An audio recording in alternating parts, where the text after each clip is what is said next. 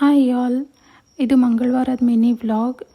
ಇನ್ನು ನಾನು ಮಂಗಳವಾರ ಶುಕ್ರವಾರ ಬಂದುಬಿಟ್ಟು ಬೇಗನೆ ಎದ್ಬಿಟ್ಟು ವಾಕು ಎಕ್ಸಸೈಸ್ ಏನಾದರೂ ಇದ್ದರೆ ಮುಗಿಸ್ಕೊಂಡು ನಾನು ಪೂಜೆ ಬೇಗನೆ ಮಾಡ್ತೀನಿ.